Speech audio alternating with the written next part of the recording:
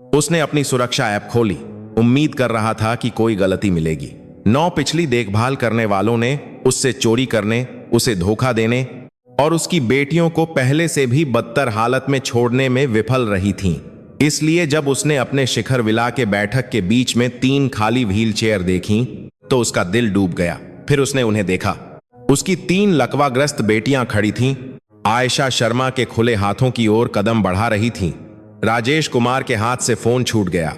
उसकी पीठ दीवार से टकराई और वह आदमी जो असंभव को अंतिम निर्णय मानता था, उसने अपने ही घर मुंबई में अपने फोन की स्क्रीन पर सब कुछ ढहते देखा।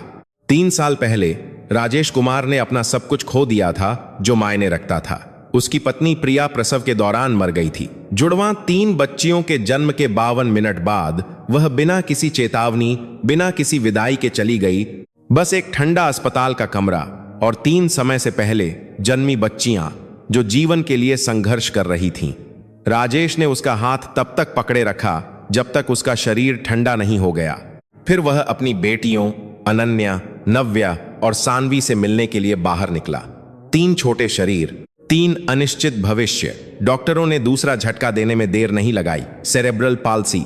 तीनों लड़कियों को एक गंभीर रूप था जो मांसपेशियों और हड्डियों पर हमला करता था और उन्हें कभी नहीं छोड़ता था। श्री कुमार, हमें आपको तैयार करने की आवश्यकता है। मस्तिष्क स्कैन और मांसपेशियों की प्रतिक्रिया, परीक्षणों के परिणामों के आधार पर चलने की संभावना बहुत कम है, शायद कभी नहीं। राजेश ने शब्द सुने, लेकिन वे उसके दिल तक नहीं पहुंचे। उस समय नहीं जब उसका मन अभी भी अपनी पत्नी को दफनाने में व्यस्त था। सप्ताह बीतते गए, फिर महीने। लड़कियों में सुधार नहीं हुआ। वे किसी भी विकासात्मक मील के पत्थर तक नहीं पहुंची। वे व्हीलचेयर में बैठी थीं, छोटे शरीर, खाली निगाहों से। राजेश ने सबसे अच्छे चिकित्सक को काम पर रखा जो वह पा सकता था। सिंगापुर से विशेषज्ञों को लाया, ऐसे उपकरण खरीदे जिनकी कीमत ज्यादातर अपार्टमेंट से अधिक थी। कुछ भी नहीं बदला। लड़कियां नहीं चलीं, वे मुश्किल से हिलीं। और राजेश अपने बड़े मुंबई के घर में अकेला डॉक्टरों के शब्दों को स्वीकार करने लगा। उसकी बेटियां कभी खड़ी नहीं होंगी, कभी नहीं दौड़ेंगी, कभी सागौन के जंगल में पीछा नहीं करेंगी जैसा उसने कभी कल्पना की थी। उसने उस उम्मीद को प्रिया के ठीक बगल में दफना दिया। फिर देखभाल करने वाले आए। 16 महीनों में 9 लोग। पहली ने 3 सप्ताह के बाद छोड़ दिया। उसने कहा कि लड़कियों की देखभाल करना बहुत दुखद था। दूसरी बच्चों के साथ से ज्यादा बालकनी में धूम्रपान करने में समय बिताती थी। राजेश ने उसे तुरंत निकाल दिया। तीसरी एकदम सही लग रही थी, जब तक उसे पता नहीं चला कि वह उसकी बेटियों के चिकित्सा उपकरणों की तस्वीरें एक टैबलॉइड को 20 लाख रुपये में बेच रही थी। उसके बाद उसके अंदर कुछ टूट गया। एक देखभाल करने वाले ने घर से दवा चुराई, दूसरे ने उसके बैंक खाते तक पहुंच बनाई और गायब हो गया। हर कोई एक मुस्कान के साथ आया और टूटे हुए भरोसे को पीछे छोड़ गया। राजेश ने लोगों को देखना बंद कर दिया। उसने केवल जोखिम देखा। उसने हर कमरे में, हर गलियारे में कैमरे लगाए। वह रात में फुटेज देखता, रिवाइंड करता और जूम इन करता। झूठ, धोखे, विश्वासघात की तलाश करता, जिसे वह जानता था कि निश्चित रूप से आएगा। नियंत्रण उसका एकमात्र बचाव बन गया। इसलिए जब आयशा शर्मा 30 साल की शांत और शांत उसके घर में दाखिल हुई तो राजेश ने एक इंसान नहीं देखा। उसने एक आसन्न 10वीं विफलता देखी। कोई सुधार नहीं। उसने उसे अपने दस्तावेज फोल्डर से आंखें उठाए बिना कहा। कोई निकटता नहीं, कोई उम्मीद भरे शब्द नहीं। चिकित्सा प्रोटोकॉल का ठीक से पालन करें। डॉक्टर ने पहले ही निदान को स्पष्ट कर दिया है। आयशा ने सिर हिलाया। मैं समझती हूं, लेकिन वह नहीं समझी, या शायद वह बहुत अच्छी तरह से समझ गई, क्योंकि आयशा ने उसके नियमों का पालन नहीं किया। जब कोई नहीं देख रहा होता था तो वह लड़कियों के लिए गाती थी। उसने उनके पैरों को उन तरीकों से हिलाया जो किसी भी चिकित्सक ने उसे कभी नहीं सिखाया था। उसने प्रोत्साहन के शब्द फुसफुसाए, जैसे कि वह मानती थी कि वे उन्हें सुन सकती हैं, जैसे कि वह उन्हें अंगल की कोई की साथ में लगा थी और उन्हें अपाद मानती थी कि वे अपने निदान से ज्यादा कुछ हो सकती हैं। और राजेश ने यह सब अपने कैमरों के माध्यम से देखा। पहले तो उसने उसकी गलती खोजने के लिए देखा, फिर उसने देखा क्योंकि वह अपनी आंखें नहीं हटा सकता था, क्योंकि इस घर में कुछ हो रहा था। पहले तो छोटी छोटी बातें। अनन्या मुस्कुराई जब उसने गाया।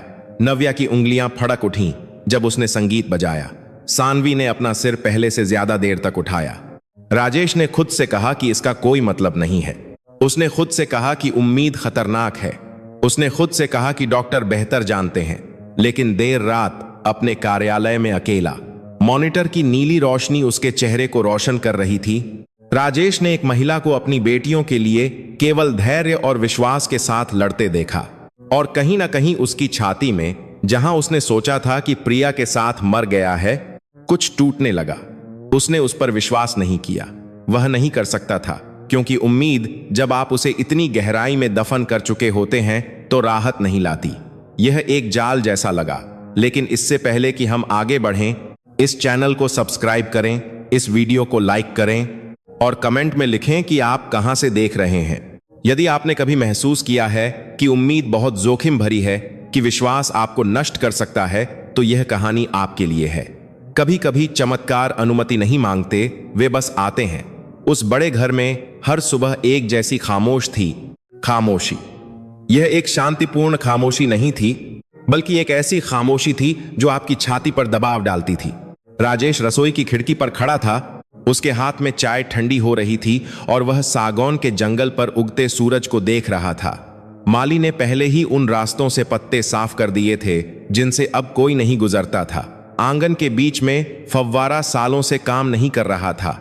राजेश ने हमेशा इसे ठीक करने के लिए किसी को फोन करने का इरादा किया था, लेकिन उसने कभी नहीं किया। उसके पीछे पूर्वी विंग की ओर जाने वाले लंबे गलियारे के साथ उसने मोटर चालित व्हील चेयर की धीमी भनभनाहट सुनी। सुबह की नर्स एक लड़की को ले जा रही थी, शायद नव्या को। नव्या को थेरेपी रूम में खिड़की के पास बैठना पसंद था जब सुबह की रोशनी सही कोण पर आती थी। राजेश ने पहले मुड़कर नहीं देखा, उसने मुड़कर देखा। शुरुआत में अस्पताल से घर आने के ठीक बाद राजेश हर आवाज, हर रोने, हर छोटे से छोटे मूवमेंट पर दौड़ता था। वह घंटों उनके बिस्तरों के बीच बैठता, उन छोटी छोटी छातियों को ऊपर नीचे होते देखता। डरता था कि अगर वह मुड़ गया तो कुछ गलत हो जाएगा। प्रिया इससे बेहतर तरीके से निपट सकती थी। उसे दुनिया में किसी भी चीज से ज्यादा बच्चे चाहिए थे। 7 साल की कोशिश, 4 IVF चक्र, और जब वह अंततः 3 जुड़वा बच्चों के साथ गर्भवती हुई तो वह लगातार 3 दिन रोई, खुशी के आंसू, जैसे कि जब आप लंबे समय से जो चाहते थे वह अंततः सच हो जाता है। राजेश को याद है कि उसने नर्सरी को सजाया था। नरम मिंट हरे रंग की दीवारें, मोर और जंगल के जानवरों के भित्ति चित्र, 3 पालने एक अर्धवृत्त में व्यवस्थित किए गए थे ताकि लड़कियां जागने पर एक दूसरे को देख सकें। अब नर्सरी खाली थी। लड़कियां थेरेपी रूम में मेडिकल बेड पर सोती थीं। समायोज्य फ्रेम, सुरक्षा रेलिंग, मॉनिटर जो रात में उनकी सांसों को ट्रैक करते थे। मोर के भित्ति चित्रों के साथ मिंट ग्रीन कमरा उन उपकरणों के लिए एक गोदाम में बदल गया जिन्हें उन्होंने कभी इस्तेमाल करने की कोशिश की थी और अंततः छोड़ दिया था। राजेश ने अपनी ठंडी चाय की चुस्की ली और मुंह बनाया। यह घर बहुत बड़ा था, 20। किसी ऐसे व्यक्ति के लिए 5 कमरे जो केवल 3 का उपयोग करता था, उसका कार्यालय, बेडरूम, रसोई। जब उसे खाने की याद आती तो बाकी सब कुछ एक संग्रहालय जैसा लगता। बनाए रखा लेकिन बिना जीवन के, उसने यह जगह प्रिया के लिए खरीदी थी। उसे क्लासिक राजस्थानी वास्तुकला, जयपुर की लकड़ी की नक्काशी, ऊंची छतें पसंद थीं। उसने कहा कि यह एक ऐसा घर है जो कहानियों को संजोता है। अब एकमात्र कहानी वह थी जिसे राजेश सुबह 2 बजे CCTV फुटेज पर चलाता था। उसने चाय का गिलास सिंक में रख दिया और अपने कार्यालय की ओर चल दिया। गलियारा लंबा और धुंधला फैला हुआ था। एक समय था जब ये दीवारें पारिवारिक तस्वीरों से भरी थीं। प्रिया ने जोर दिया था, घर को एक चेहरे की जरूरत है। उसने कहा, वरना यह सिर्फ एक इमारत है। राजेश ने उसकी मृत्यु के 8 महीने बाद उन्हें नीचे उतार दिया। वह दिन में 20 बार उसकी मुस्कान नहीं देख सकता था, उसकी आंखों में उम्मीद नहीं देख सकता था। जिस तरह से वह उसे देखती थी जैसे कि वह सब कुछ ठीक कर सकता है। उसने उसे निराश किया, उनकी बेटियों को निराश किया। उस अस्पताल के कमरे में किए गए सभी वादों को तोड़ा जब उसने उसका हाथ पकड़ा और कहा कि वह उनकी देखभाल करेगा। फ्रेम ने दीवारों पर धुंधली रेखाएं छोड़ दी, एक ऐसे जीवन के भूत जो लगभग सच हो गए थे। राजेश ने अपने कार्यालय का दरवाजा खोला और अपनी मेज पर बैठ गया। दीवार पर 3 मॉनिटर जल रहे थे, लिविंग रूम, गलियारा, थेरेपी रूम, वहां वे थीं उसकी बेटियां। अनन्या अपनी गुलाबी व्हील चेयर में बैठी किताबों की अलमारी को घूर रही थी। नव्या खिड़की के पास थी जैसा कि राजेश ने सोचा था। सानवी की आंखें बंद थीं। उसका छोटा शरीर धीमी सांस के अलावा हिल नहीं रहा था। आयशा उनके बीच घूम रही थी, कंबल ठीक कर रही थी, खिलौने व्यवस्थित कर रही थी। उसकी हरकतें धीमी और सावधान थीं, जैसे कि वह समझती थी कि इस कमरे में कुछ नाजुक रखा गया है। राजेश ने अपने हाथों को देखा। 9 देखभाल करने वाले, 9 विफलताएं, 9 कारण यह विश्वास करने के लिए कि वह अलग नहीं होगी। लेकिन वह यहां 4 सप्ताह से थी। कोई शिकायत नहीं, कोई शॉर्टकट नहीं, कोई फोन नहीं जो उसे नहीं करना चाहिए था, या कोई अलमारी नहीं जो उसे नहीं खोलनी चाहिए थी। बस एक शांत निरंतरता। राजेश अपनी कुर्सी पर पीछे झुक गया। यह वही था जो उसे सबसे ज्यादा परेशान करता था। आयशा की एक दिनचर्या थी। हर सुबह वह ठीक 8 बजे थेरेपी रूम में आती थी। वह रात की नर्स को नमस्कार करती, लड़कियों के नींद के रिकॉर्ड की जांच करती। फिर पहले 10 मिनट वह बस उनके साथ बैठती, बात नहीं करती, कुछ भी ठीक नहीं करती, बस मौजूद रहती।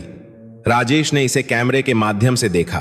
पहले तो यह उसे परेशान करता था। वह उसे काम करने के लिए भुगतान कर रहा था, बैठने के लिए नहीं। लेकिन फिर उसने कुछ महसूस किया। वह बेकार नहीं बैठी थी। वह देख रही थी, सीख रही थी, अध्ययन कर रही थी कि अनन्या की उंगलियां कैसे पकड़ती हैं जब वह असहज होती है, नव्या की सांस कैसे बदलती है जब उसे स्थिति बदलने की आवश्यकता होती है। सुबह के आराम के दौरान सानवी की आंखें उसकी बंद पलकों के नीचे कैसे चलती हैं। वह उसकी बेटियों को जान रही थी। राजेश ने ऐसा करना बंद कर दिया था। 5वीं सुबह आयशा थेरेपी रूम में एक छोटा स्पीकर लाई। कुछ खास नहीं, नम्रता, बस एक पोर्टेबल डिवाइस जिसे उसने अपने बैग से निकाला। उसने उसे एक शेल्फ पर रख दिया और प्ले बटन दबाया। सितार का कोमल संगीत कमरे में भर गया। राजेश ने अपने कार्यालय से देखा, उसकी उंगली इंटरकॉम बटन पर थी। यह प्रोटोकॉल में नहीं था। लड़कियों का हर गुरुवार को एक विशेष ध्वनि चिकित्सा सत्र होता था जो एक लाइसेंस प्राप्त चिकित्सक द्वारा किया जाता था। यादृच्छिक संगीत योजना में नहीं था, लेकिन उसने बटन नहीं दबाया क्योंकि अनन्या ने अपना सिर घुमाया। यह धीमा था, दाईं ओर बस कुछ डिग्री, लेकिन राजेश ने इसे स्क्रीन पर स्पष्ट रूप से देखा। उसकी बेटी, जो दिन के अधिकांश समय दीवार पर एक ही स्थान पर घूरती थी, आवाज की ओर मुड़ गई। आयशा ने भी ध्यान दिया। उसने कोई बड़ी बात नहीं की, ताली नहीं बजाई या जश्न नहीं मनाया। वह बस धीरे से मुस्कुराई और वॉल्यूम थोड़ा बढ़ा दिया। नव्या की उंगलियां आर्मरेस्ट पर फड़क उठीं। राजेश मॉनिटर के करीब झुक गया। आयशा नव्या की व्हील चेयर के पास घुटनों के बल बैठ गई। उसकी हरकतें धीमी और मापी हुई थीं। उसने उसे तुरंत नहीं छुआ, बस खुद को उसकी दृष्टि की रेखा में रखा और इंतजार किया। तुम्हें यह पसंद है? उसने धीरे से पूछा। यह भारतीय शास्त्रीय संगीत है। मेरी दादी हर रविवार सुबह इसे बजाती थीं। नव्या ने जवाब नहीं दिया, लेकिन उसकी उंगलियां फिर से फड़क उठीं। आयशा ने अपना हाथ बढ़ाया और उसे उसके हाथ के बगल में रख दिया। छुआ नहीं, यही साथ में बर्दे हो गए, लेकिन इतना करीब कि वह चाहे तो उसकी गर्मी महसूस कर सके। वह बहुत देर तक ऐसे ही रही। राजेश ने अपनी सांस रोक ली। आखिरी बार वह अपनी बेटियों के साथ ऐसे कब बैठा था? आखिरी बार वह बिना किसी योजना के, मॉनिटर की जांच किए बिना, थेरेपी रिपोर्ट की समीक्षा किए बिना, यह गिने बिना कि आखिरी विशेषज्ञ की लागत कितनी है, बस मौजूद कब था उसे याद नहीं था।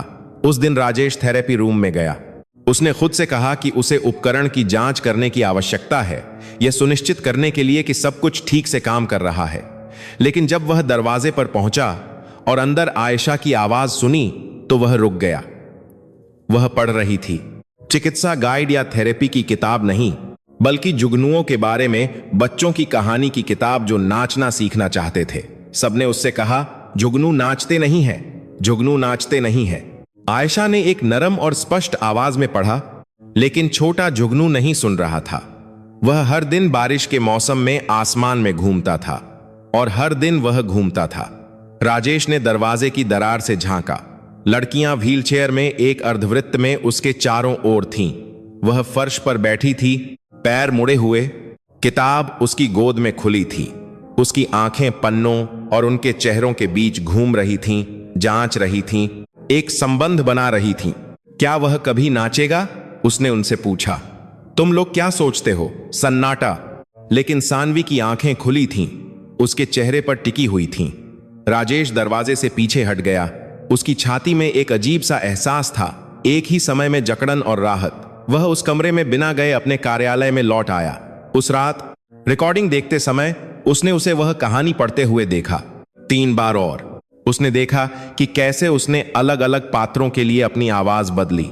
देखा कि कैसे उसने शब्दों को आत्मसात करने के लिए रुक गई। देखा कि कैसे उसकी बेटियां उसे देख रही थीं। इस घर में कुछ बदल रहा था। राजेश ने इसे महसूस किया। उसने अभी तक इस पर विश्वास नहीं किया था। राजेश देखना बंद नहीं कर सका। हर रात घर के अंधेरे में डूब जाने के बाद वह अपने कार्यालय में बैठ जाता और मॉनिटर की रोशनी उसके चेहरे पर छाया डालती। उसने खुद को आश्वस्त किया कि यह सावधानी है, जिम्मेदारी है। एक पिता अपने बच्चों को एक और विश्वासघात से बचा रहा है। लेकिन यह अब सच नहीं था। वह देख रहा था क्योंकि कुछ ऐसा हो रहा था जिसे वह समझ नहीं पा रहा था। चौथे सप्ताह में आयशा ने पूरी तरह से प्रोटोकॉल का पालन करना बंद कर दिया। यह छोटी छोटी चीजों से शुरू हुआ। संगीत, कहानियां, ऐसी चीजें जिन्हें वह उसकी दिनचर्या में हानि रहित जोड़ के रूप में खारिज कर सकता था। लेकिन फिर यह बढ़ गया। एक रात राजेश ने दोपहर के सत्र की रिकॉर्डिंग चलाई और अपनी गर्म चाय पर लगभग घुट गया। आयशा अनन्या के साथ फर्श पर लेटी थी। वह उसके छोटे पैरों को पकड़े हुए थी और उन्हें धीरे धीरे हिला रही थी, लय में, बायां दायां बायां दायां, जैसे कि वह चल रही थी, जैसे कि उसकी मांसपेशियां कुछ ऐसा याद कर रही थीं जिसे उसका मस्तिष्क भूल गया था। राजेश ने अपना जबड़ा भींच लिया। यह किसी भी चिकित्सा योजना में नहीं था।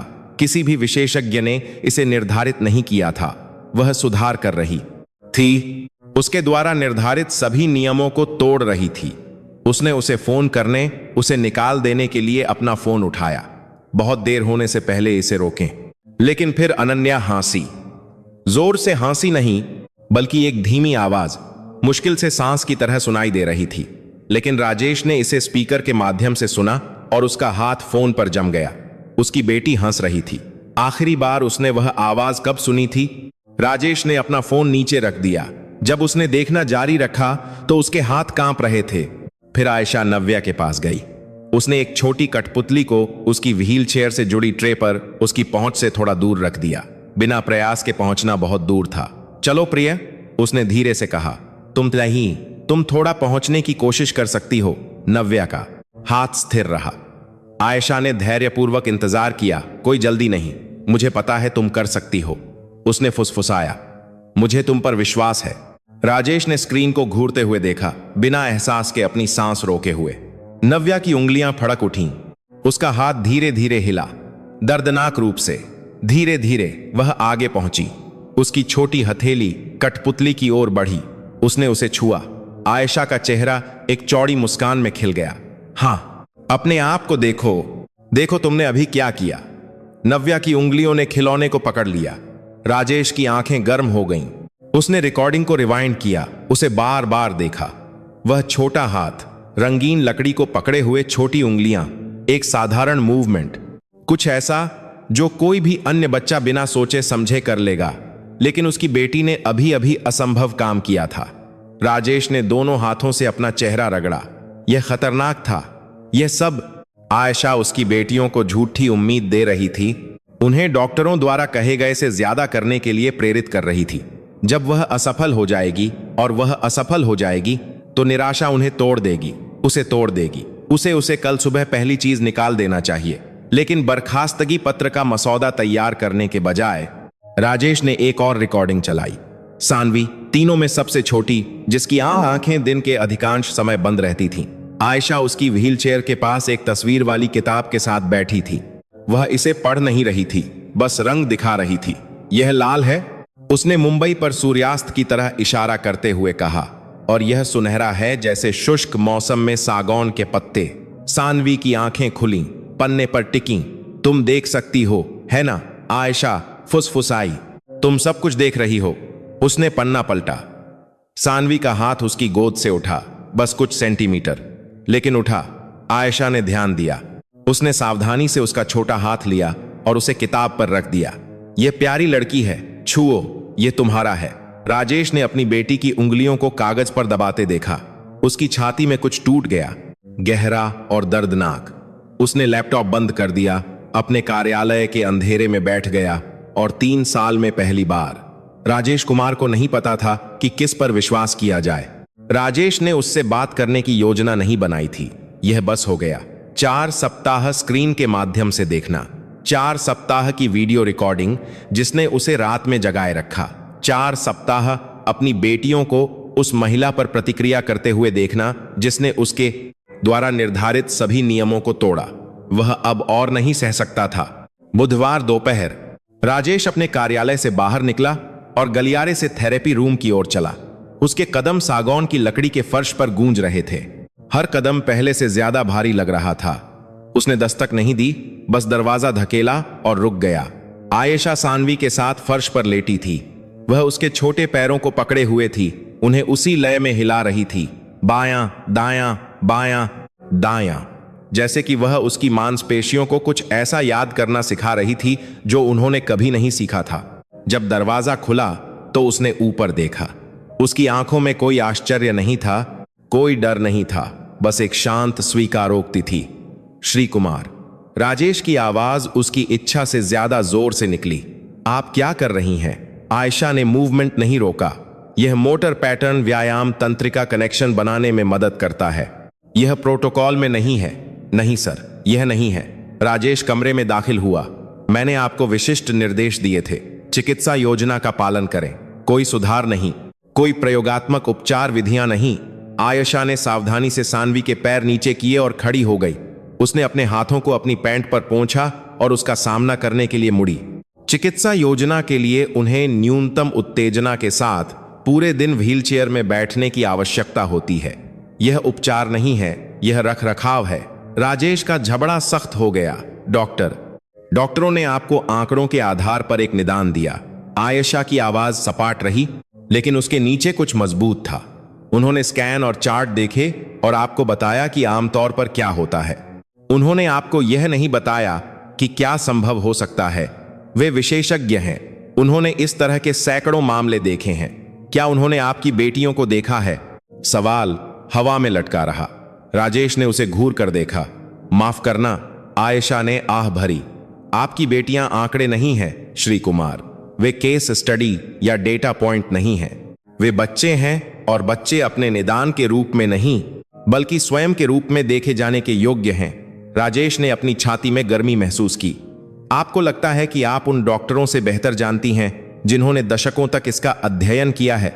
मुझे लगता है कि मैं जानती हूं कि किसी बच्चे पर हार मान लेना ही एकमात्र ऐसी चीज है जो विफलता की गारंटी देती है। सन्नाटा। राजेश के हाथ कांप रहे थे, गुस्से से या किसी और चीज से, उसे नहीं पता था। तुम उन्हें झूठी उम्मीद दे रही हो, उसने धीरे से कहा। जब यह काम नहीं करेगा और यह काम नहीं करेगा तो वे टूट जाएंगी। आयशा ने उसे बहुत देर तक देखा। उसकी आंखों में कुछ बदल गया, दया नहीं बल्कि कुछ गहरा। वे 2 साल की हैं श्री कुमार। वे नहीं जानती कि झूठी उम्मीद क्या होती है। वे केवल वही जानती हैं जो वे महसूस करती हैं, और अभी वे महसूस कर रही हैं कि कोई उन पर विश्वास करता है। वह एक पल के लिए रुकी। शायद पहली बार शब्द एक थप्पड़ की तरह लगे। राजेश ने अपना मुंह खोला, फिर बंद कर लिया। आयशा सानवी की ओर मुड़ी, जो उसकी व्हीलचेयर में थी। आपने मुझे उनकी देखभाल करने के लिए काम पर रखा है, उसने राजेश को देखे बिना धीरे से कहा। मैं वही कर रही हूं। उसने धीरे धीरे पैर हिलाना जारी रखा, धैर्यपूर्वक, लगातार। राजेश खड़ा देखता रहा कि कैसे उसने उसे नजरअंदाज किया। उसका दिमाग चिल्ला रहा था, उसे अभी निकाल दो, एजेंसी को फोन करो और एक प्रतिस्थापन के लिए पूछो। लेकिन उसके पैर नहीं हिले, क्योंकि बहुत गहराई में, जहां उसने बंद कर दिया था, एक आवाज कुछ फुसफुसा रही थी जिसे वह सुनना नहीं चाहता था। क्या होगा अगर वह सही है? राजेश मुड़ा और चला गया। उसने और कुछ नहीं कहा, लेकिन उसने उसे निकाला भी नहीं। उस रात राजेश सो नहीं सका। वह अपनी मेज पर बैठा था और लैपटॉप पर बर्खास्तगी पत्र खुला था। कर्सर पहले वाक्य के अंत में चमक रहा था। प्रिय आयशा शर्मा, इसके द्वारा आपकी सेवाओं की अब तत्काल प्रभाव से आवश्यकता नहीं है। उसने ये शब्द पहले 9 बार लिखे थे। अलग अलग नाम, एक ही परिणाम। उसकी उंगलियां लय जानती थीं। पत्र टाइप करें, एजेंसी को फोन करें, दस्तावेज पर हस्ताक्षर करें, आगे बढ़ें। लेकिन आज उसके हाथ नहीं मान रहे थे। राजेश ने स्क्रीन को तब तक घूरते देखा जब तक उसकी आंखें दुखने नहीं लगीं। फिर उसने दस्तावेज को छोटा कर दिया और सीसीटीवी फुटेज खोला। घर खामोश था, बत्तियां मंद थीं।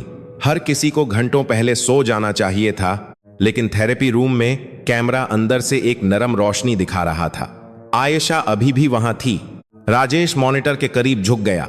वह कमरे के बीच में फर्श पर बैठी थी, पैर मुड़े हुए, एक अर्धवृत्त में व्यवस्थित 3 व्हील चेयर से घिरी हुई।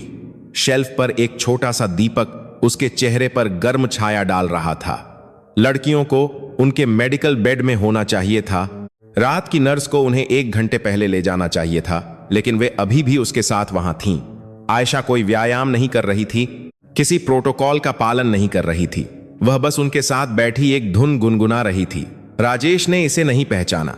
कुछ पुराना और कोमल, जैसे कोई गीत जो पीढ़ियों से चला आ रहा हो। राजेश ने वॉल्यूम बढ़ा दिया। उसकी आवाज स्पीकर से नरम और स्पष्ट निकली।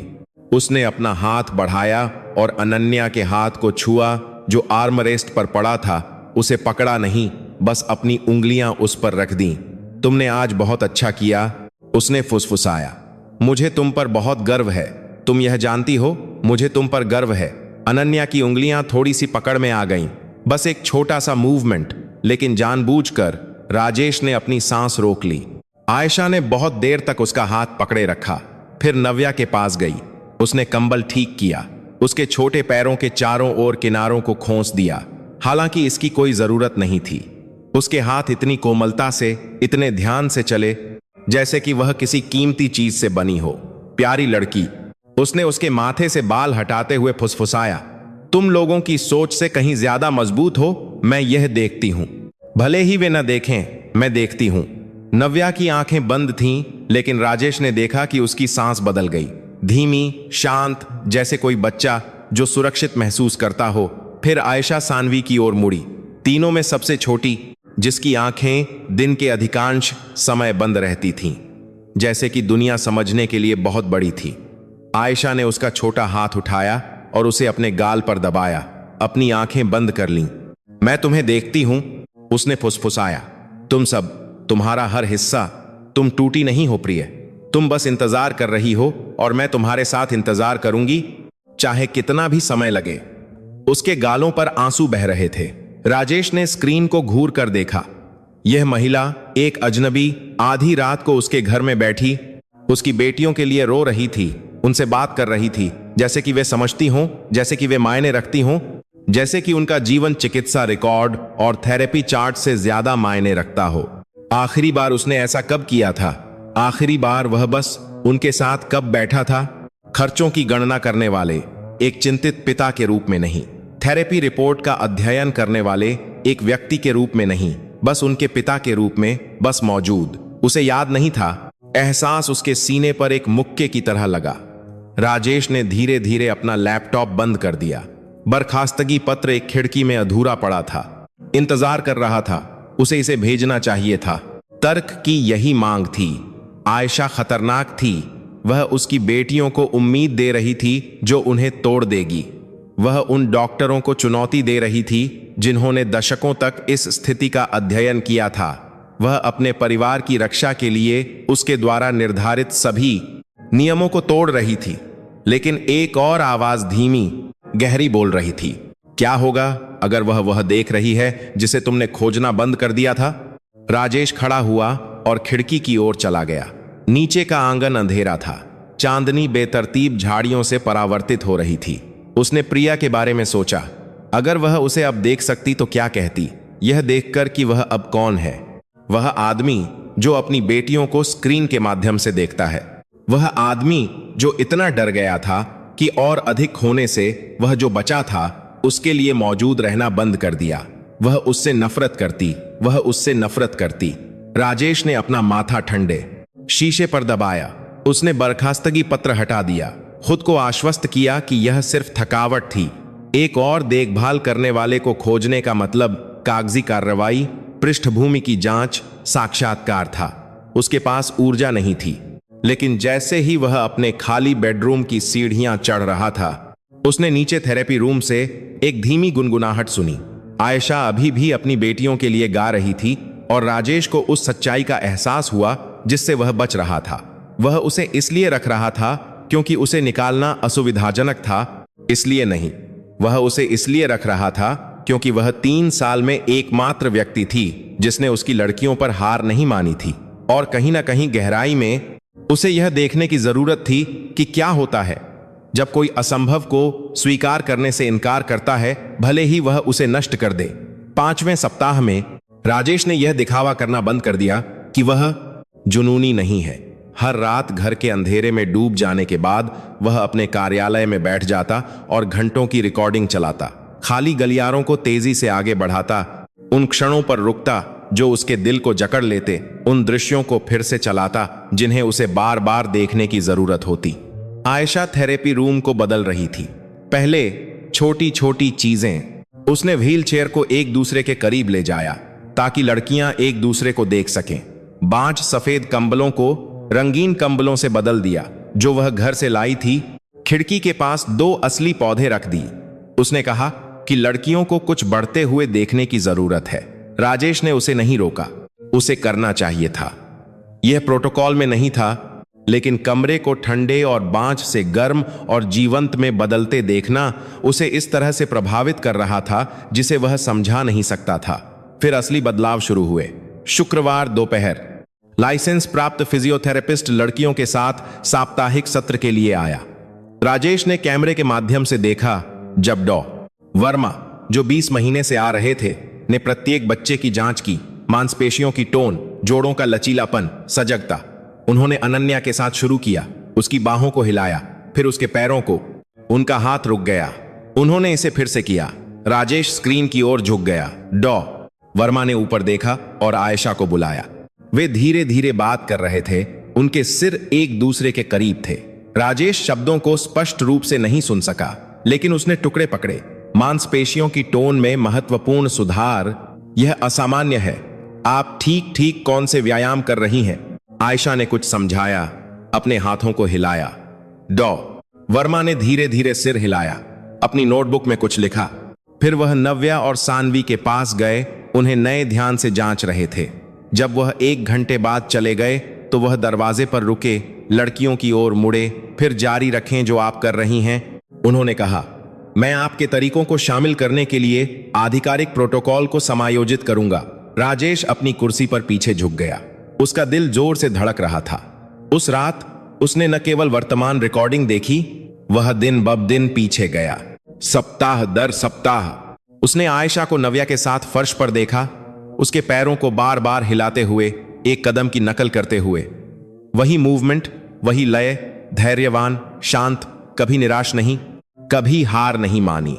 उसने देखा कि कैसे उसने अनन्या के हाथों को पकड़ा, उसे अपने पैरों पर कुछ सेकंड के लिए वजन डालने में मदद की। उसके छोटे पैर कांप रहे थे, फिर पकड़ रहे थे, फिर से कांप रहे थे। लेकिन हर दिन वह थोड़ी देर और रुकती थी। उसने देखा कि कैसे उसने संगीत के साथ, सानवी के साथ हाथ के व्यायाम किए। उसके छोटे अंग पहले धीरे धीरे, फिर अधिक तरल, अधिक नियंत्रित रूप से चले। राजेश ने उसके आने के पहले सप्ताह की रिकॉर्डिंग चलाई। लड़कियां अपनी व्हील चेयर में चुपचाप बैठी थीं, अलग अलग थलग। फिर कल की रिकॉर्डिंग। अनन्या अपनी ट्रे पर एक खिलौने के लिए पहुंच रही थी।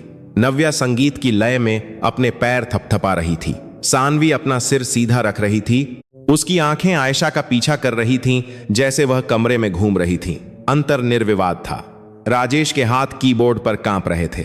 उसने एक नई ब्राउजर विंडो खोली और सेरेब्रल पाल्सी वाले बच्चों में न्यूरोप्लास्टिसिटी टाइप किया। स्क्रीन लेखों, चिकित्सा पत्रिकाओं, केस स्टडीज उन विश्वविद्यालयों के वैज्ञानिक पत्रों से भर गई जिन्हें वह जानता था। उसने पहले वाले पर क्लिक किया। सेरेब्रल पाल्सी के बाल चिकित्सा मामलों में प्रारंभिक हस्तक्षेप तंत्रिका कनेक्शन के विकास में उल्लेखनीय परिणाम दिखाता है। उसने दूसरे पर क्लिक किया। दोहराए जाने वाले मोटर पैटर्न व्यायाम मस्तिष्क को क्षतिग्रस्त क्षेत्रों को दरकिनार करते हुए नए कनेक्शन बनाने के लिए उत्तेजित कर सकते हैं। और एक और, शिशुओं और छोटे बच्चों के दिमाग में उल्लेखनीय प्लास्टिसिटी दिखाई देती है। लगातार और लक्षित हस्तक्षेप के माध्यम से सेरेब्रल पाल्सी वाले बच्चे अपने प्रारंभिक निदान से कहीं आगे गतिशीलता के परिणाम प्राप्त करते हैं। राजेश ने तब तक पढ़ा जब तक उसकी आंखें गर्म नहीं हो गईं, शब्द धुंधले हो गए। समय बिना ध्यान दिए बीत गया जब तक कि सुबह के 3 बज गए और घर खामोशी में डूब गया। आयशा ने जो कुछ भी कहा था, तंत्रिका कनेक्शन, मस्तिष्क की खुद को ठीक करने की क्षमता, प्रारंभिक हस्तक्षेप का महत्व, यह सब काले और सफेद रंग में लिखा गया था, चिकित्सा पत्रिकाओं में प्रकाशित हुआ था और उसने इसे 3 साल में कभी नहीं पढ़ा था। उसने पहले डॉक्टर के शब्दों पर आंख बंद करके विश्वास किया, उनके फैसले को मौत की सजा की तरह स्वीकार किया, शोध करना बंद कर दिया, पूछना बंद कर दिया, उम्मीद करना बंद कर दिया। राजेश ने लैपटॉप बंद कर दिया और अंधेरे में बैठ गया। उसकी बेटियां सुधर रही थीं, वास्तव में सुधर रही थीं। वे काम कर रही थीं जो पहले विशेषज्ञ ने कहा था कि वे कभी नहीं कर पाएंगी, और उसने लगभग उस महिला को निकाल दिया जो इसके लिए जिम्मेदार थी। 2 बार उसे मिचली आई। 3 साल उसने अपनी बेटियों के स्वास्थ्य को बनाए रखने के लिए पैसा लगाया। महंगी व्हीलचेयर, चिकित्सा उपकरण, नर्सें जो उन्हें उनके निदान के बावजूद आरामदायक बनाती थीं, लेकिन उसने कभी किसी और चीज के लिए संघर्ष नहीं किया। आयशा यहां 5 सप्ताह से थी, प्रति माह 50 रुपये कमा रही थी, और उसने वह हासिल किया जो उसके अरबों रुपये नहीं कर सके, क्योंकि उसने विश्वास किया, और उसने उस दिन विश्वास करना बंद कर दिया जिस दिन प्रिया की मृत्यु हुई। राजेश की आंखें गर्म हो गईं, उसका गला रुंध गया। शर्म, यह वही एहसास था, एक गहरी कुचलने वाली शर्म। उसने अपनी बेटियों को निराश किया, इसलिए नहीं कि वह उनसे बहुत कम प्यार करता था, बल्कि इसीलिए कि उसने उनसे बहुत कम उम्मीद की थी, क्योंकि लड़ाई शुरू होने से पहले हार स्वीकार कर ली। प्रिया ने इसे कभी स्वीकार नहीं किया होता। उसने हर वैज्ञानिक पत्रिका पढ़ी होती, हर विशेषज्ञ से सलाह ली होती, हर तरीका आजमाया होता, वह अपनी पूरी ताकत से लड़ी होती। लेकिन प्रिया चली गई थी और राजेश ने उसके साथ अपना संघर्ष दफन कर दिया था, जब तक कि आयशा उसके दरवाजे पर नहीं आई और उसे वह दिखाया जिसे वह भूल गया था कि हार मान लेना एक विकल्प है, और उसने इसे हर दिन चुना। राजेश उस रात या अगली रात नहीं सोया। वह एक ताकी संछान भूत की तरह घर में घूमता रहा, उन कमरों से गुजरता रहा जिनमें वह सालों से नहीं गया था। मुख्य भोजन कक्ष जहां उसने और प्रिया ने दिवाली रात्रि भोज आयोजित करने की योजना बनाई थी। घर के अंदर का बगीचा जहां वह पियानो बजाना चाहती थी जबकि लड़कियां नाचती थीं। मिंट हरी दीवारों और मोर के भित्ति चित्रों के साथ नर्सरी। उसने इसे खुद पेंट किया था। उसने 20 महीनों में पहली बार दरवाजा खोला। सब कुछ धूल से ढका था। 3 पालने अभी भी एक अर्धवृत्त में खड़े थे। उनके ऊपर चांद और सितारों के लटकते खिलौने गतिहीन लटके हुए थे। कोने में प्रिया की रॉकिंग चेयर उसकी पीठ पर एक मुड़े हुए कंबल के साथ खड़ी थी। राजेश दहलीज पर खड़ा था, अंदर जाने में असमर्थ। यह उनका जीवन होना चाहिए था। उसने दरवाजा बंद कर दिया और चला गया। शनिवार की सुबह उसने अपना कार्यालय पूरी तरह से छोड़ दिया। इसके बजाय वह थेरेपी रूम के पास गलियारे में बैठ गया, दीवार के सहारे झुक गया और आयशा को सुनता रहा जो लड़कियों के साथ अंदर थी। उसने दरवाजे के माध्यम से उसकी आवाज सुनी, ऐसे ही अनन्या, ऐसे ही। देखो, तुम्हारे पैर जानते हैं कि क्या करना है, हमें बस उन्हें याद दिलाने की जरूरत है। राजेश ने अपनी आंखें बंद कर लीं। नव्या, प्रिय, अपने आप को देखो। तुमने उस गुड़िया को इतनी कसकर पकड़ रखा है, तुम बहुत मजबूत हो। उसका गला दुखने लगा। सानवी, प्यारी लड़की, तुम अपनी बहनों को देख रही हो, तुम सीख रही हो, है ना? सब कुछ आत्मसात कर रही हो। राजेश ने अपनी हथेलियों को अपनी आंखों पर दबाया। उसने क्या किया था? 3 साल वह स्क्रीन और स्प्रेडशीट के पीछे छिपा रहा।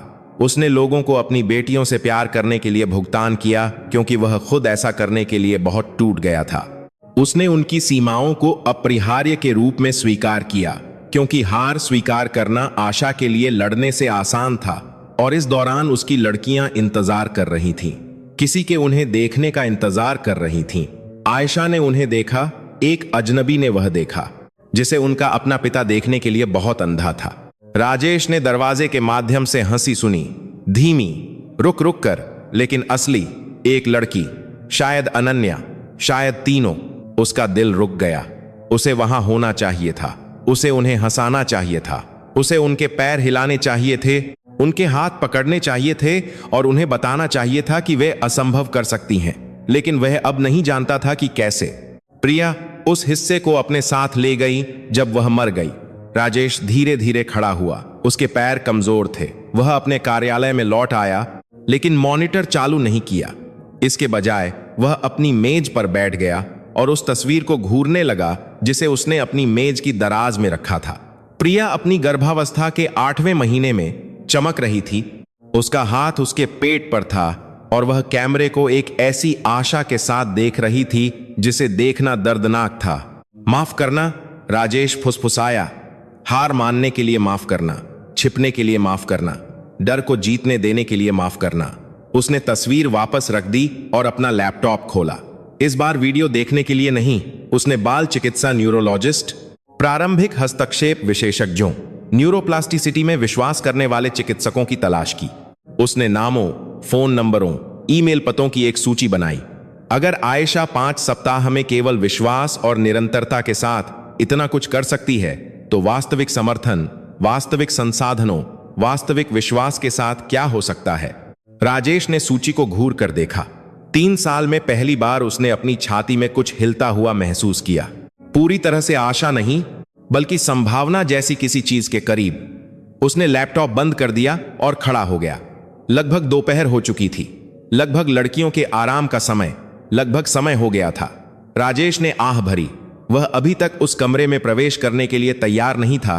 अभी तक यह सामना करने के लिए तैयार नहीं था कि वह अब कौन है या वह कौन बनने में असफल रहा। लेकिन शायद कल वह कोशिश करेगा। वह नहीं जानता था कि कल सब कुछ बदल देगा, कि 24 घंटे से भी कम समय में वह अपना फोन खोलेगा और कुछ ऐसा देखेगा जो उसे घुटनों पर ला देगा। उसने महसूस नहीं किया कि उसकी पूरी दुनिया एक पल में ढह जाएगी और खुद को फिर से व्यवस्थित कर लेगी। लेकिन अभी के लिए राजेश अपने शांत कार्यालय में बैठा, विश्वास के एक छोटे से बीज को सहेज रहा था, जबकि गलियारे के अंत में कहीं आयशा उसकी बेटियों को चलना सिखा रही थी। शनिवार दोपहर राजेश अपने कार्यालय में लैपटॉप खोलकर बैठा था। अपनी कंपनी की तिमाही रिपोर्ट की समीक्षा कर रहा था। स्क्रीन पर अंक धुंधले थे। वह ध्यान केंद्रित नहीं कर पा रहा था। उसका मन बार बार थेरेपी रूम में लौट रहा था। लगभग 3 बज चुके थे। आयशा को लड़कियों के लिए दोपहर का व्यायाम समाप्त कर लेना चाहिए था। उसने इस कार्यक्रम को इतनी बार देखा था कि उसे यह याद हो गया था। पहले संगीत, फिर मोटर व्यायाम, फिर हाथ खींचने का व्यायाम। उसका फोन कंपन किया। मुख्य कमरे में मूवमेंट की चेतावनी। राजेश ने भौहें सिकोड़ी। लड़कियों को इस समय थेरेपी रूम में होना चाहिए था। उसने अपना फोन उठाया और सुरक्षा ऐप खोली। उम्मीद कर रहा था कि आयशा उन्हें नाश्ते या माहौल में बदलाव के लिए ले जा रही होगी। तस्वीर को उसके मस्तिष्क तक पहुंचने में समय लगा। 3 व्हील चेयर दीवार के खिलाफ खाली खड़ी थीं। राजेश का दिल डूब गया। उसका पहला विचार घबराहट था। कुछ हुआ है, एक आपातकाल, नर्स को उन्हें कहीं जल्दी ले जाने की जरूरत है। फिर उसने उन्हें मुख्य कमरे के बीच में देखा। सागौन की लकड़ी का फर्श दोपहर की रोशनी में चमक रहा था। अनन्या, नव्या, सानवी खड़ी थीं। राजेश सांस नहीं ले पा रहा था। उसकी 3 बेटियां, उसकी लकवाग्रस्त बेटियां, वे लड़कियां जिनके बारे में डॉक्टरों ने कहा था कि वे कभी खड़ी नहीं हो पाएंगी। वे खड़ी थीं, सीधी, अस्थिर, कांपती हुई, लेकिन अपने दोनों पैरों पर खड़ी थीं। आयशा उनके सामने लगभग 1.5 मीटर दूर घुटनों के बल बैठी थी। उसके हाथ खुले हुए थे। उसके चेहरे पर आंसू बह रहे थे। चलो लड़कियों, उसने फुसफुसाया, मेरे पास आओ, तुम लोग यह कर सकती हो। एक कदम। राजेश सांस नहीं ले पा रहा था। अनन्या सबसे पहले हिली। उसका छोटा पैर जमीन से उठा, रुका, फिर कुछ सेंटीमीटर आगे फिर से उतरा। एक कदम। राजेश ने अपना मुंह हाथ से ढक लिया। नव्या आगे बढ़ी, और भी सावधानी से। उसका शरीर बुरी तरह कांप रहा था, लेकिन वह हिली। एक पैर, फिर दूसरा, 2 कदम। राजेश के गले से एक आवाज निकली, आह और सिसकी के बीच कुछ। सानवी, सबसे छोटी, जिसकी आंखें हमेशा बंद रहती थीं, वह कांपती हुई खड़ी थी। संतुलन के लिए उसकी बाहें फैली हुई थीं। आयशा ने उसकी ओर अपना हाथ बढ़ाया। तुम कर सकती हो, प्यारी लड़की, मैं यहां हूं। सानवी का पैर उठा, नीचे, फिर से उठा। एक और कदम, 3 कदम। राजेश ने अपनी सबसे छोटी बेटी को आयशा के खुले हाथों की ओर चलते देखा। फोन उसकी उंगलियों से छूट गया, मेज पर जोर से गिरा, लेकिन उसने सुना नहीं। उसके घुटने कमजोर हो गए। राजेश कुर्सी से फिसल गया। उसकी पीठ मेज से रगड़ती रही जब तक कि वह फर्श पर नहीं बैठ गया। उसके पैर उसे सहारा नहीं दे पा रहे थे। फोन की स्क्रीन नीचे की ओर थी, लेकिन अभी भी चल रही थी। उसने आयशा की आवाज सुनी, हाँ, हे भगवान, हाँ, अपने आप को देखो, देखो तुम क्या कर रही हो। लड़कियां उसके पास पहुंची। उसने तीनों को गले लगा लिया, उन्हें अपनी छाती से दबाया और अनियंत्रित रूप से रोने लगी। मुझे पता था, वह रोई, मुझे पता था कि तुम लोग कर सकती हो, मुझे पता था। राजेश अपने कार्यालय के फर्श पर बैठा, हिलने में असमर्थ। उसके चेहरे पर आंसू बह रहे थे। उसका पूरा शरीर कांप रहा था। 3 साल डॉक्टरों ने कहा कि कभी नहीं। 3 साल विशेषज्ञों ने असंभव की पुष्टि की। 3 साल यह स्वीकार करते हुए कि उसकी बेटियां अपना जीवन व्हील चेयर में बिताएंगी। और अब वे खड़ी थीं, चल रही थीं, उस महिला के लिए पहुंच रही थीं जिसने दुनिया ने उसे जो बताया था उस पर विश्वास करने से इनकार कर दिया था। राजेश ने दोनों हाथों को अपने चेहरे पर दबाया और रोया। धीमी आंसू नहीं, दबी हुई उदासी नहीं। यह कुछ गहरा था, कुछ ऐसा जो उसके अंदर से फट गया, जो उस दिन से बंद था जिस दिन प्रिया की मृत्यु हुई थी। हर विफलता, हर विश्वासघात, हर रात जो उसने अपनी बेटियों को गले लगाने के बजाय स्क्रीन के सामने बिताई। शर्म, डर, उम्मीद, जिसे उसने इतनी गहराई में दफन कर दिया था कि वह उसका अस्तित्व ही भूल गया था। सब कुछ एक लहर में बह गया जिसने उसके पूरे शरीर को हिला दिया। उसकी बेटियां चल सकती थीं, उसकी बेटियां चल सकती थीं और उसने लगभग हार मान ली थी। राजेश को नहीं पता कि वह कितनी देर तक फर्श पर बैठा रहा। मिनट, शायद और भी। जब उसे अंततः खड़े होने की ताकत मिली तो उसके पैर ऐसे लग रहे थे जैसे वे टूट जाएंगे। उसने मेज के किनारे को पकड़ा और खुद को ऊपर खींचा। उसका फोन नीचे की ओर पड़ा था, अभी भी लिविंग रूम से प्रसारण दिखा रहा था। राजेश ने उसे नहीं उठाया। उसे और देखने की जरूरत नहीं थी। वह अपने कार्यालय से लड़खड़ाते पैरों से बाहर निकला, लंबे गलियारे से नीचे चला गया, दीवार पर खाली फ्रेमों के पास से, उस खामोशी के पास से जिसे उसने एक कवच की तरह अपने चारों ओर बना लिया था। लिविंग रूम का दरवाजा खुला था। वह दहलीज पर रुक गया। आयशा फर्श पर बैठी थी। तीनों लड़कियां उसकी गोद में थीं। वे प्रयास से थक गई थीं। उनके छोटे शरीर उसकी छाती पर कमजोर रूप से लटके हुए थे। उसने उन्हें ऐसे पकड़ा जैसे वे किसी कीमती चीज से बनी हो। उसका चेहरा आंसुओं से भीगा था, लेकिन वह मुस्कुरा रही थी। उसने ऊपर देखा, उसकी उपस्थिति महसूस की। उनकी आंखें मिलीं। राजेश ने उसके चेहरे पर जीत देखने की उम्मीद की, गर्व, एक नजर जो कहती है कि मैंने तुमसे कहा था। लेकिन उसने जो देखा वह नहीं था। उसने उसके लिए दया देखी। आयशा ने कुछ नहीं कहा, बस उसे अपनी शांत आंखों से देखती रही, अपनी बेटियों को वैसे ही पकड़े हुए जैसे वह हमेशा करती थी, जैसे वे उसके लिए कीमती थीं। राजेश के घुटने फिर से कमजोर हो गए। वह दहलीज पर घुटनों के बल गिर गया, एक कदम भी आगे नहीं बढ़ पा रहा था। कैसे? उसकी आवाज कांप रही थी। तुम्हें कैसे पता चला? आयशा ने लड़कियों को देखा, फिर उसकी ओर। मुझे नहीं पता था, श्री कुमार। उसकी आवाज नरम, स्नेही थी। मैंने बस विश्वास किया। राजेश के अंदर कुछ टूट गया। आखिरी दीवार, आखिरी अवरोध। वह अपने घुटनों पर आगे बढ़ा जब तक कि वह उन तक नहीं पहुंच गया। उसके हाथ कांप रहे थे जब उसने अनन्या के चेहरे को छुआ, फिर नव्या, फिर सानवी, उसकी बेटियां। 3 साल उसने उन्हें स्क्रीन के माध्यम से देखा, उन्हें दूर से प्यार किया, अपने दिल को बंद रखा, क्योंकि और अधिक खोने से वह मर जाता। लेकिन वे यहां थीं, जीवित, लड़ रही थीं, बढ़ रही थीं, और वह लगभग चूक गया था। राजेश ने तीनों लड़कियों को गले लगा लिया, अपना चेहरा उनके छोटे सिरों में दबाया, उनकी गंध में सांस ली। माफ करना, उसने फुसफुसाया। मुझे बहुत अफसोस है, उसने इसे बार बार कहा। छिपने में बिताए हर दिन के लिए एक माफी। हर रात जब उसने विश्वास के बजाय डर को चुना, हर पल जब उसने उदासी को उनसे छीनने दिया। आयशा चुपचाप पीछे हट गई, उसे जगह दी, लेकिन राजेश ने अपना हाथ बढ़ाया और उसका हाथ पकड़ लिया। रुको, उसने कहा, कृपया। उसने सिर हिलाया। वे लिविंग रूम के फर्श पर एक साथ बैठे, एक टूटा हुआ पिता अपनी बेटियों को पकड़े हुए, एक वफादार महिला जिसने हार मानने से इनकार कर दिया, 4 व्हील चेयर दीवार के खिलाफ धकेल दी गईं। अब उनकी जरूरत नहीं थी। राजेश ने एक धुंधली दृष्टि से आयशा को देखा। तुमने उन्हें पैर दिए, उसने कहा। उसने धीरे धीरे अपना सिर हिलाया। नहीं श्री कुमार, उन्होंने खुद को पैर दिए। मैंने बस उन्हें याद दिलाया कि वे कोशिश कर सकती हैं। राजेश ने अपनी आंखें बंद कर लीं। प्रिया को यह महिला बहुत पसंद आती, प्रिया को यह पल बहुत पसंद आता, और कहीं ना कहीं जैसा कि वह मानता था, वह देख रही थी। दिन की रोशनी खिड़कियों से आ रही थी, फर्श पर लंबी छाया डाल रही थी। यह घर अब अलग महसूस हो रहा था, खाली नहीं, उपेक्षित नहीं, जीवित। राजेश ने अपनी बेटियों को और कसकर गले लगा लिया और खुद को वह महसूस करने दिया जो वह भूल गया था। आशा, एक नाजुक आशा नहीं, एक सतर्क आशा नहीं, एक वास्तविक आशा जो हर चीज के लायक थी और भी बहुत कुछ लाती थी। उसे नहीं पता था कि कल क्या लाएगा, और अधिक चिकित्सा और अधिक काम और अधिक चुनौतियां।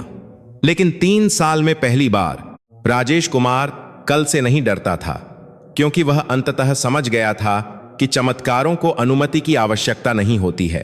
उन्हें बस किसी ऐसे व्यक्ति की जरूरत होती है जो उनकी संभावना पर विश्वास करने के लिए पर्याप्त बहादुर हो।